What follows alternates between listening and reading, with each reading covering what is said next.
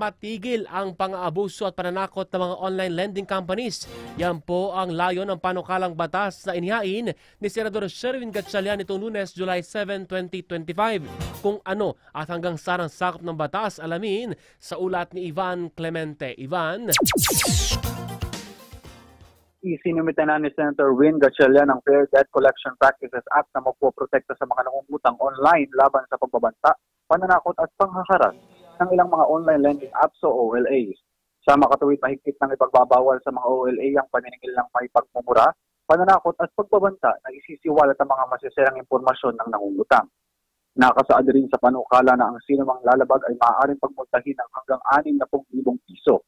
Kaugnay nito, binigyang diin rin ni Gatchalian ang insidente ng lalaki sa Valenzuela City na kinitil ang kanyang sariling buhay matapos makatanggap ng katakot-takot na pagbabanta at panghaharas mula sa isang online lending app. Dagdag pa ni Gatchalian, hindi na umano makatarungan ang paniningil ng may pananakot at mas lalong mahirap para sa mga Pilipinong kapos sa pinansyal at kinakailangang kumapit sa patalim. Tama lang naman aniya ang maningil ng utang, ngunit hindi na kinakailangan pang umabot sa pang-aabuso o may mamatay dahil dito.